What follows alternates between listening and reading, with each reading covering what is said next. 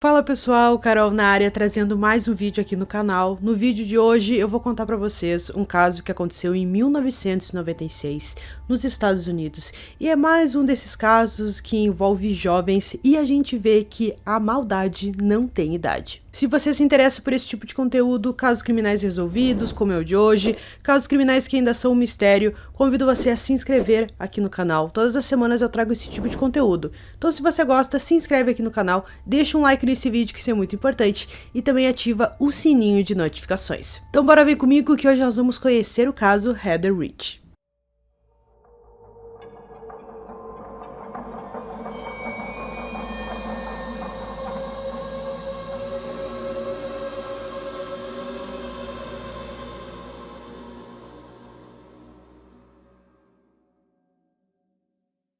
Heather Rose Rich nasceu no dia 19 de janeiro de 1980, filha de Gayle e Duane Rich. A família morava em Waurika, uma cidade localizada em Oklahoma, e em 1996 a cidade não chegava a 2.000 habitantes. Por ser uma cidade muito pequena, todos conheciam Heather, que se destacava como líder de torcida. Ela era muito querida por todos. No ensino médio, ela foi eleita a favorita da turma do segundo ano e foi indicada para a rainha do baile. Heather tinha 3 irmãos, todos jogadores de futebol. Ela se dava muito bem com os garotos e se sentia à vontade com qualquer um deles. Para quem olhasse de fora, parecia que Heather tinha uma vida perfeita, mas não era bem assim. Ela começou a apresentar um comportamento problemático, tanto em casa quanto na escola, no final do verão e início de outono de 1996. Sua colega de classe e o ex-namorado chamado Randy Wood, de 17 anos, afirmou que esse comportamento emocional resultou em grande parte porque a cidade onde ela morava era muito pequena e não tinha muita coisa para se fazer.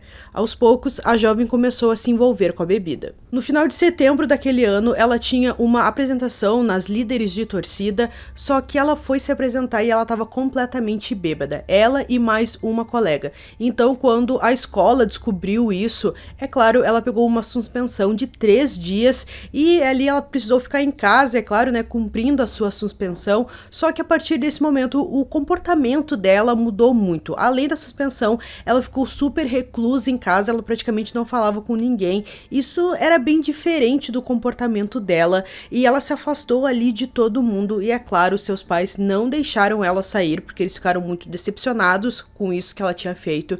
Então ela teve que ficar em casa, trancada no quarto, e piorou ainda mais a situação. Por tudo ali que ela estava vivendo, eram muitas emoções ao mesmo tempo. Então, com certeza, a Heather teve uma mudança muito significativa no seu comportamento naquelas semanas e principalmente naqueles dias em que ela recebeu a suspensão. Na noite do dia 2 de outubro de 1996, perto das 11 horas da noite, Heather fugiu do seu quarto através da janela. Quando seus pais perceberam que ela não estava no quarto, acreditaram que ela voltaria no início da manhã. Mas isso não aconteceu. Então, eles relataram seu desaparecimento à polícia. Na noite anterior, Heather e sua mãe brigaram por causa de uma conta de telefone. Então, quando a sua mãe foi até a polícia e contou, né, a polícia perguntou o que poderia ter acontecido, ela disse que isso era uma possibilidade de que talvez a jovem ficou muito brava com a mãe e decidiu sair de casa. Então, a polícia disse que elas não precisavam se preocupar, que provavelmente ela saiu,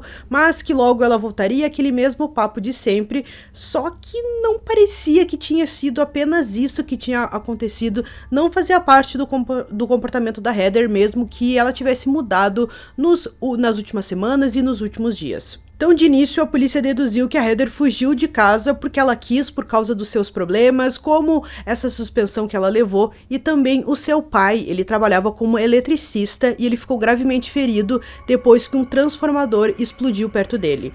O pai precisou de enxertos de pele e muito cuidado, então sua mãe precisou se afastar do trabalho para cuidar do pai, e talvez todo esse problema ali, tinha a questão que ela estava se envolvendo com a bebida, então era claro que tinha alguma coisa muito errada com ela, e então mais esse problema do pai talvez tenha pesado muito, e ela, né, resolveu fugir de casa, sei lá, começar uma nova vida. Era isso que a polícia acreditava no início. No dia 10 de outubro, um fazendeiro e sua neta de 7 anos viram o que parecia ser um corpo submerso no Red River. O homem chamou a polícia e mais tarde foi confirmado que o corpo era de Heather Rich. Heather foi baleada na parte de trás da cabeça e também nas costas.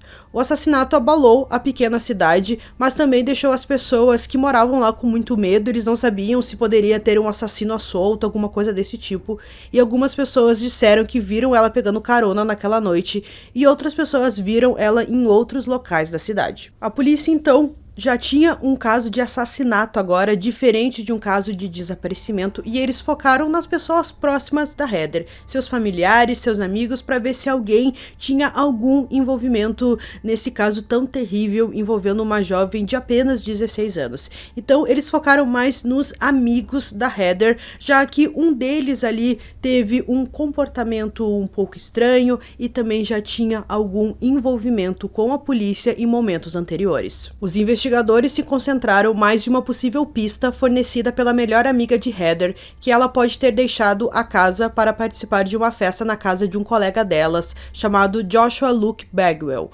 Após um questionamento informal, ele inicialmente afirmou que ele e um amigo seu chamado Randy Wood, o ex-namorado de Heather, não tinham visto Heather Rich em 2 de outubro, pois eles estavam jogando dominó e bebendo em seu trailer até aproximadamente às 6 horas da manhã do dia seguinte. Mas a polícia descobriu que Joshua, com 17 anos na época, comprou 4 caixas de chumbo para uma espingarda Winchester de 9mm. Na autópsia foi descoberto que Heather foi baleada pela mesma bala que o jovem comprou. Ao investigarem mais a fundo, eles descobriram que a arma pertencia a outro jovem, chamado Curtis Gamble, de 19 anos. Os dois caçavam juntos, mas a polícia acreditava que eles pudessem ter usado a arma para tirar a vida de Heather.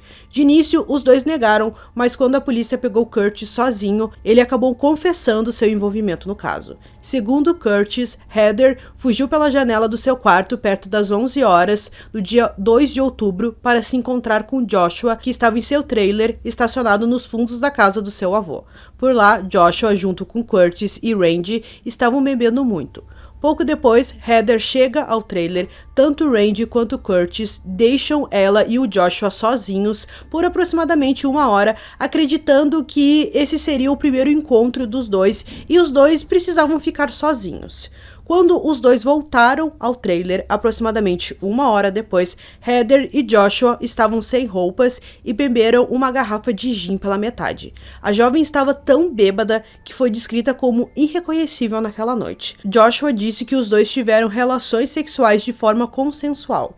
Durante a noite, os 3 garotos começaram a se provocar para agredir Heather sexualmente, já que ela estava com pouca lucidez por causa da bebida. Durante a noite, Randy e Curtis abusaram sexualmente da Heather quando ela estava desacordada e em determinado momento ela acordou, mas é claro que ela estava muito confusa, ainda com pouca lucidez, e ela só soube chorar e gritar. Então, nesse momento, o Randy ficou muito desesperado e acreditou que em qualquer momento a Heather podia sair dali e contar pra polícia tudo o que aconteceu, e é claro, eles estariam com grandes problemas. Então, eles pensaram que o melhor seria se desfazer do corpo dela, né, matar ela e se desfazer do corpo para que a polícia não encontrasse, enfim, né, eles pudessem se safar desse crime que eles cometeram naquela noite. Na versão de Randy, Curtis apontou sua espingarda para ele e ordenou que ele vestisse Heather antes que ele e Joshua a levassem para a caminhonete do avô de Joshua. Joshua então começou a dirigir de uma maneira aleatória, sem rumo, pelo sul de Oklahoma por mais de 1 hora, enquanto Curtis repetidamente exclamou que eles teriam que matá-la antes de dirigir para a propriedade que seus avós possuíam para descartar o corpo. Eles chegaram em um consenso que se colocasse o corpo de Heather na propriedade dos avós de Joshua, a polícia chegaria mais fácil até eles depois. Então Curtis assumiu o volante e dirigiu até uma ponte de cimento em uma estrada rural em Belknap Creek, no Texas. Nesse local, Curtis pegou a espingarda e ordenou que os outros 2 tirassem a jovem do carro. Joshua e Randy então levaram Heather até a ponte, onde Curtis atirou várias vezes na jovem que estava deitada no chão.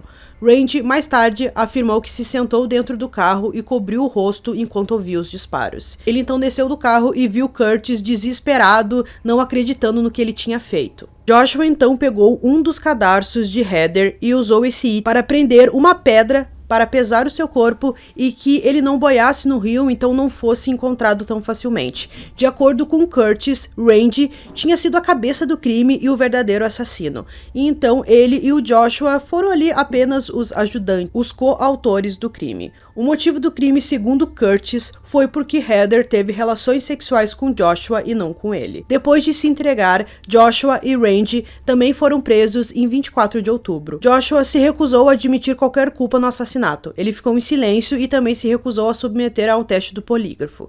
Pouco depois, sua família contratou uma equipe de advogados de alto nível para defendê-lo. Já Randy Wood concordou voluntariamente em oferecer uma declaração por escrito em que ele confessou ter participado do assassinato, embora estivesse convencido de que Curtis Gable foi o mentor do crime e o indivíduo que atirou na Heather. Ele ainda disse que Joshua foi um participante ativo no crime.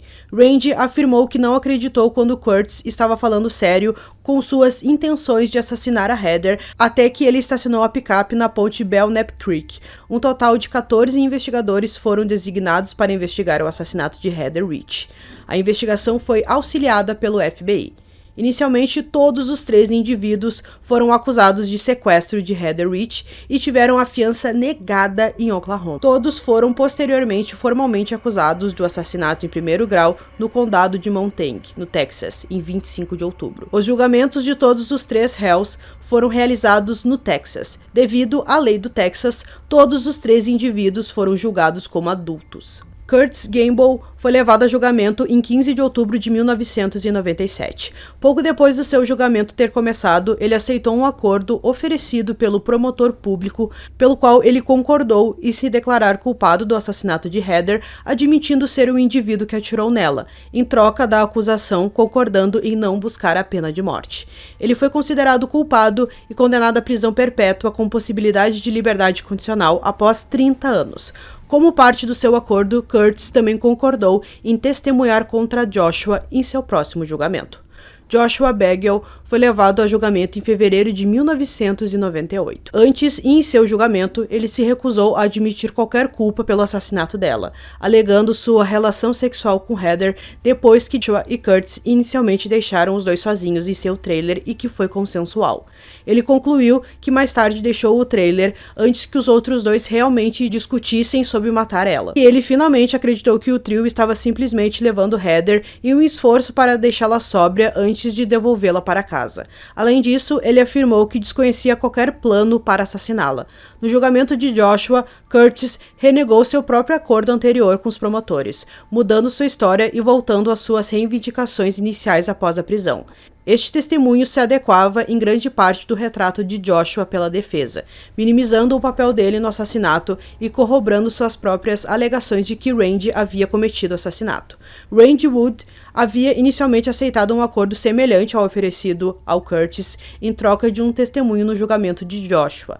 Na noite anterior ao seu depoimento, Randy mudou de ideia e rejeitou o acordo, insistindo que desejava testemunhar contra Joshua sem quaisquer pré-condições, apesar de ter sido informado por seu advogado que ele arriscou uma pena de prisão mais longa ou uma pena de morte potencial se condenado. No terceiro dia de depoimento, Randy testemunhou sob juramento que Curtis havia comandado em grande parte o assassinato, havia atirado e matado Heather e que Joshua participou do ato. Joshua testemunhou perante o júri e insistiu que não estava presente em seu trailer quando os dois discutiram o assassinato de Heather e culpou o Randy. Ele insistia em dizer que não estava presente no momento do crime e que só teve relações com a Heather de forma consensual antes. Joshua Bagel foi condenado por assassinato em 14 de fevereiro de 1998, e condenado à prisão perpétua. Ele foi condenado a mais 98 anos por conspiração para cometer o assassinato em 17 de fevereiro. Randy Wood foi julgado no final de 1998. Contra um conselho de seu advogado, Randy recusou outro recurso oferecido antes do seu julgamento, escolhendo se declarar inocente do assassinato de Heather, afirmando que, embora estivesse ciente da lei do Texas, ele não pretendia que Heather fosse morta e que ele não havia tirado a vida dela. Randy Wood foi considerado culpado de assassinato em 25 de agosto de 1998. Como o Estado não buscou a pena de morte em seu julgamento, ele foi automaticamente condenado à prisão perpétua. Randy Wood se tornará elegível para a liberdade condicional em 2036.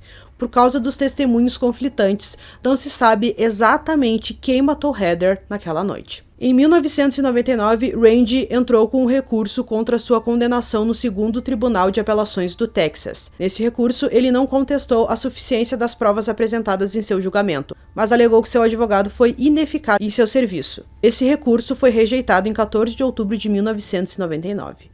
Joshua Bagel também recorreu de sua sentença. Seu recurso foi arquivado no 2º Tribunal de Apelações do Texas em novembro de 2000, argumentando que porque Heather estava inconsciente quando foi levada à ponte Belknap Creek, ela não poderia se mover e, sendo incapaz de se mover, portanto, não tinha movimentos para conter, e a contenção da vítima é um componente integral do sequestro. Como tal, Joshua sustentou porque o Código Penal do Texas define assassinato capital como um nível de assassinato que requer um componente de sequestro. Ele não poderia ser culpado do nível de assassinato pelo qual foi condenado. Esse recurso foi rejeitado em 31 de janeiro de 2001. Em 2016, Randy Wood se casou com uma mulher da Nova Zelândia. Os dois inicialmente se correspondiam como amigos, embora tenham gradualmente formado um relacionamento, depois que ela viajou para o Texas para conhecê-lo. Essa mulher, que não teve o nome revelado, se mudou para o Texas em 2018, para ficar mais perto de Randy. Uma das motivações para sua decisão de se mudar para o Texas é seu compromisso de fazer campanha para que menores de 18 anos não sejam julgados como adultos no estado. Embora a esposa de Randy tenha declarado que espera que ele seja liberado muito antes da sua data inicial de elegibilidade para liberdade condicional, ela afirmou que está comprometida em permanecer com ele. Todos os 3 autores do assassinato de Heather permanecem encarcerados em diferentes prisões do Texas. Curtis Gamble nasceu no dia 24 de fevereiro de 1977 e, na época do assassinato de Heather Rich, morava com sua avó de 64 anos e ele abandonou o ensino médio. Ele era conhecido por ter um temperamento agressivo e exibir características sádicas, sendo conhecido por forçar regularmente os meninos a lutarem entre si em sua presença, sob a ameaça de que, se eles não fizessem, teriam que lutar contra ele. Ele já tinha escapado de todos os centros de detenção juvenil em que esteve encarcerado e foi brevemente internado em um hospital psiquiátrico aos 17 anos. Além disso, ele havia sido condenado por porte criminoso de arma de fogo em fevereiro de 1996. Joshua Bagel nasceu no dia 21 de dezembro de 1978. Seus pais estavam entre os proprietários de terras mais ricos do sul de Oklahoma. Embora seus pais fossem muito ricos e tivessem condições de criar seus filhos, ele morava com seus avós desde os 16 anos. Ele foi descrito como um jovem snob e mimado. Ele e Curtis formaram uma amizade mútua, em parte devido aos seus interesses por armas de fogo, bebidas, acampamentos e pesca. Ocasionalmente, a dupla viajava para os arredores de Belknap Creek para acampar e também pescar. Randy Wood nasceu no dia 7 de julho de 1979. Ele começou a fumar maconha na 3ª série, muitas vezes ele roubava dinheiro da própria mãe. Ele e Heather namoraram por aproximadamente 5 meses, durante os quais frequentaram a igreja e conversavam muito ao telefone. Eles tinham um relacionamento bem íntimo, mas nunca tiveram relações sexuais. Os dois eram frequentemente confundidos como apenas amigos. Tendo ouvido um boato de que Heather tinha mergulhado pelada em uma festa, Randy optou por terminar o relacionamento, mas mesmo assim, os dois continuaram bem íntimos. Então, pessoal, concluindo aqui esse caso para vocês, um caso bem difícil, um caso bem complexo, onde a gente até fica confuso, né, não consegue entender exatamente o que aconteceu naquela noite, já que muitas vezes o Randy coloca a culpa no Curtis, o Curtis coloca a culpa no Randy e o Joshua diz que não estava presente, que não fez nada. Então, ali eles receberam as suas devidas penas. Tem ali a questão da liberdade condicional, então tem um deles que eu acho que é o Randy, até tá perto de receber, mais ou menos perto, assim, né? E é um crime terrível, né? Que a gente vê que foi por um motivo horrível, né? Que eles decidiram tirar a vida dela, eles abusaram dela sexualmente enquanto ela estava inconsciente. Isso é muito grave e, infelizmente, é mais um caso que eu trago aqui pra vocês de jovens envolvidos, né? Tinham ali seus 17, 16 anos e destruíram a vida dela, é claro, a vida da família dela e as suas próprias vidas. Então a gente vê também que os envolvidos já tinham ali alguns problemas com a polícia e tudo mais, e infelizmente aconteceu tudo isso. Mais um caso muito triste que eu trouxe aqui pra vocês, mas que, como eu falei, né, é um caso um pouco confuso ali, que a gente fica, né, tentando entender o que aconteceu, mas provavelmente a gente nunca vai ter certeza do que realmente aconteceu naquela noite. Então eu espero que vocês tenham gostado desse vídeo. Esse foi mais um vídeo aqui no canal. Durmam bem e até o próximo.